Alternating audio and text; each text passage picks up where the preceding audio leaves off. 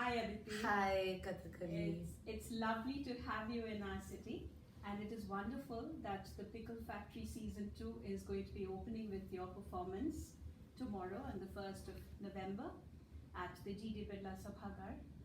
And I think the city is very excited. The dance lovers of the city are very excited to have you here. It's not very often that you come to Kolkata. It's wonderful to have you. And It's wonderful being here. I'm also very excited, and so is my entire team. Thank you to the Pickle Factory organizers and Vikram Iyengar for this amazing opportunity. We all love performing in Calcutta. I think there's the dance lovers have a very open mind and at least are very enthusiastically look forward to things that may be different from their own way of looking at dance.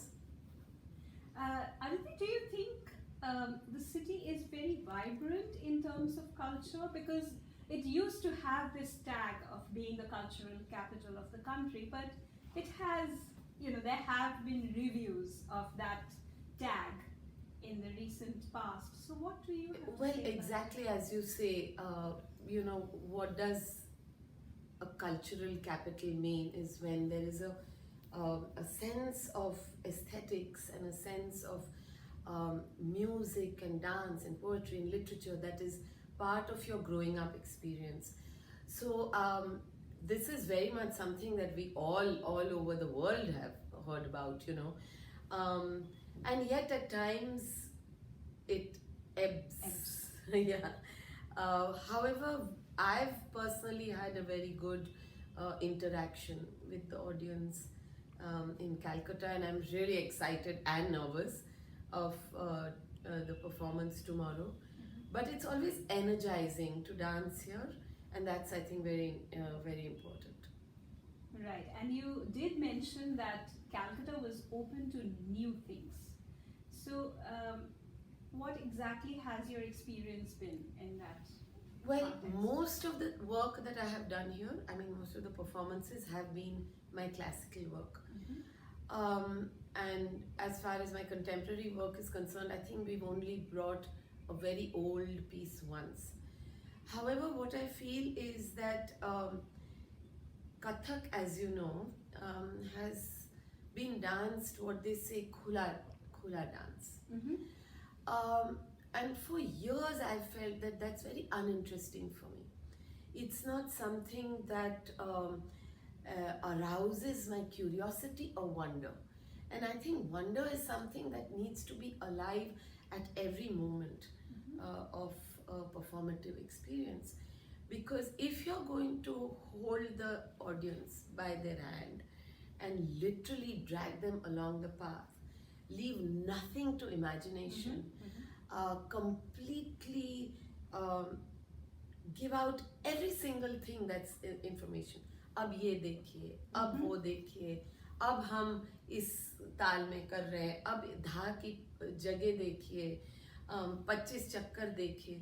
So is it nicer to just say 25 chakkar dekhiye, or is it more interesting that you do those 25 turns and evoke in the audience a resonance of maybe a time when they first fell in love, or maybe a time of great turbulence, or maybe a time where everything went in their lives, right? So it's nicer to leave things with a comma so that the audience who come in with varied experiences can take something back with them.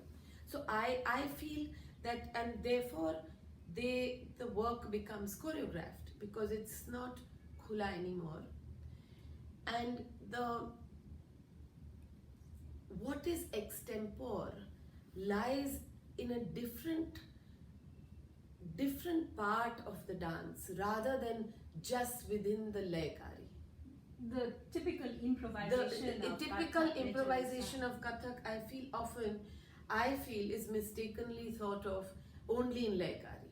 Only in the fact that अब मुझे तो पता ही नहीं है, मैंने तो musicians के साथ रिहर्सल किया ही नहीं है, अभी पहली बार हम लोग मिल रहे हैं, which is amazing in terms of the actual thought that two creative artists suddenly jam together and create something on the spot. But that happens momentarily, and that can also happen in myriad different ways, through the word, through the body, through experiences, through thought processes, not merely through rhythmic permutations and combinations. Right. So here we are talking about a very classical form which you are using in your own way, perhaps leaving your mark on the tradition. There's T.S. Eliot's famous essay which is called Tradition and the Individual Talent, where I think he's specifically talking about this. How is it that you use, in what way do you deconstruct your form? If you could just talk a little bit about that, how you use it in a contemporary fashion. Well, I don't deconstruct because I dance Kathak every single day of my life. Most of my work is in the broader parameters of the Kathak classical form. I have only taught Kathak. The company only consists of Kathak dancers. But there are two journeys that I have taken very specifically. One is what I call sowing the seed of Kathak and watering it with Kathak sensibilities, the broader parameters of always pushing the edge slightly, all the time, not being content with what was written maybe a couple of thousand years ago or what has been codified, but trying to find that energy, the Kathak energy from within, from one's own life experiences. The other, I would call it contemporary dance based on Kathak, and that's mostly where you water the seed. The seed is of Kathak, but you water it with contemporary sensibilities, contemporary movement, contemporary thought, inspirations. So the tree that grows out of it is, though rooted very much in the classical tradition of Kathak, eventually has a very different form and structure and feel, and it reaches out in a very different way. So that's what I'm dancing tomorrow. Is classical Kathak, and called Immersed, and it's looking at Krishna. Now, I was going to come to yes, that. okay. Have I preempted the question? That's Sorry. fine. Please carry on. So, I'm not a Hindu. I'm not a Muslim. I don't belong to any structured religion. There is a wonder of life, of humanity, and I grew up questioning. My parents, my guru, Srimati Kumudini Lakhya, and later on Pandit Birju Maharaj. But as growing up, they encouraged debate, they encouraged questioning. And so though I grew up in a Hindu household, we were never brought up in a particular, and yet stories of Krishna were everywhere. You grew up with them. The most fascinating episodes. The inspiration has been in literature, architecture, music, poetry, dance, what have you. So how do you enter this persona and don't consider that persona as God? And so for me, it was interesting to find a way into it where I made that persona into life itself. And therefore, with Shubha Mudgal and Anish Pradhan, we tried to find text that would let me enter it from a different perspective. So we start off initially with all the names of Krishna, And I say, look, how can even God be all this? Only life can be all this. Only experiences of life of each human being can be so varied and multidimensional. And if you are life, then you must be breath, because that is what governs me, and therefore always be at the edge of my being, because without breath, that life is gone. So there was a beautiful vandish by Bhartendu Harishchandra, which is Savare Chhelare Nain ki ot na jana. But so it works off as, do not leave me, always be at the edge, this system of breath. And then we found more poetry, which was really beautiful. Aage Krishna, Pache Krishna, Ita Krishna, Uta Krishna, Jita Dekhon Tita Krishna Mai. So these are very classical bandishes, but it to look at it as not a god or a human being or one man or one woman, but as life itself. So surround me, let me partake of everything that you throw up, life throws up, experiences throw up. And eventually if I accept that this is life, then this is death too. And so that becomes part of the whole experience. And therefore this other very beautiful bandish, Aore Piharva, that come, I have to accept it. Death is part of that entire existence. So that's how I found my way into the mythology, this many storytellings, many things that I grew up with. You know, and there was a mandir in my house, so I grew up listening to the aarti happening in the morning. So how do you work on that beautiful sense of incense and beautiful sense of the resonance of the manjira? Where does it? That doesn't mean I may use the manjira. It's just how. It's within you. Within, yeah. You. Now whether it reflects that way or not, yeah, I don't know. But that was the way that I got into Immersed. Okay, so Krishna as a construct is a much bigger thing to you than just a god. Yes. A god, yes. with his ways, with his ways, philandering ways too.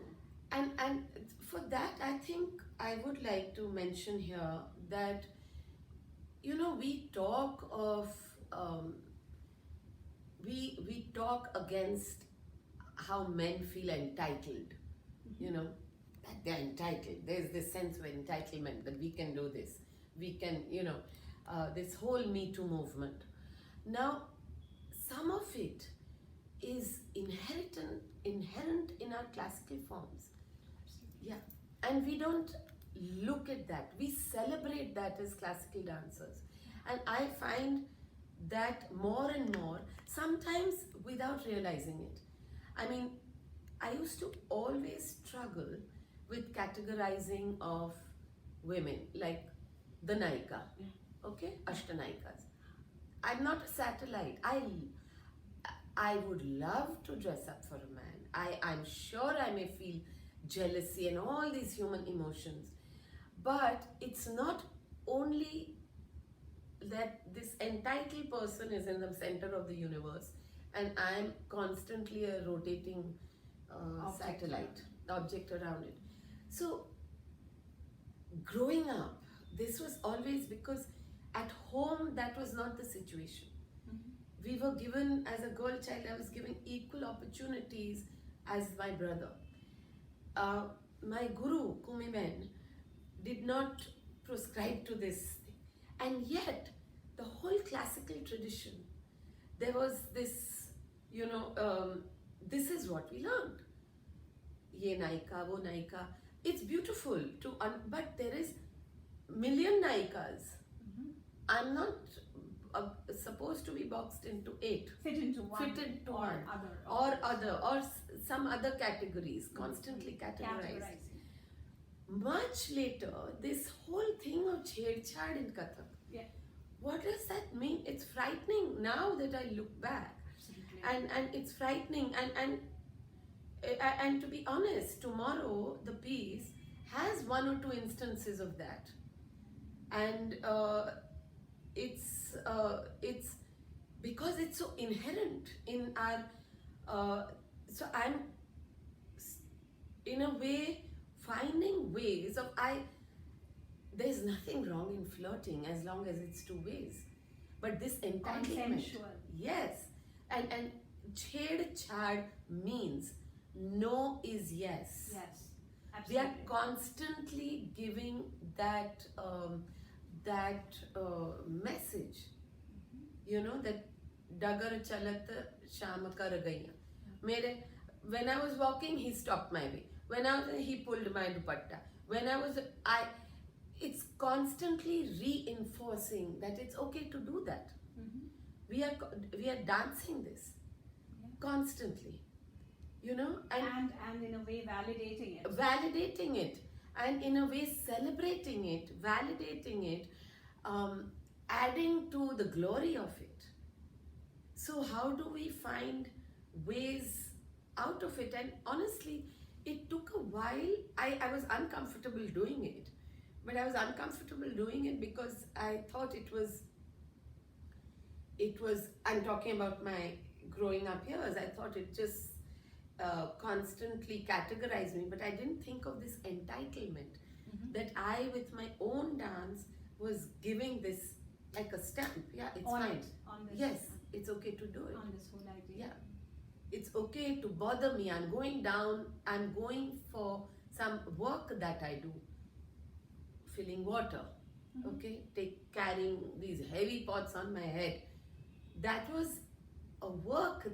That was part of a woman's work process, maybe, and it was being hampered and stopped and celebrated that it was stopped, and it was taken as pranks. Yeah. But after a while, a prank becomes extremely objectionable, but we are still celebrating it. So what happens to that? And yeah, so we have to find ways of celebrating not chhed-chad, but consensual desire. We don't celebrate that desire. We are, in fact, my new work, which is solo, and it's my first contemporary dance based on Kathak solo. So it's about female desire. And why is it that all cultures for time from ever is scared of female desire? You know, what is it that, why is it that we are categorized as maybe an icon or a goddess or a prostitute or a tawayaf, but not a normal, Not as a woman. no, not as a normal woman, Normal woman. who expresses her desires. And our mythologies reinforce that. It in small little anecdotes which seem so subtle, but this is, you know, Instilled. instilled. Constantly. If you do this, see, this is the result. If you do that, if you ever dare to look at somebody, look what will happen to you. So it gets reinforced from childhood, because these are great epics, no doubt, great pieces of literature that have to be taken as written in a particular time, written by a particular gender, written over hundreds of years and many permutations and combinations. They are not, I want to write my own mythology.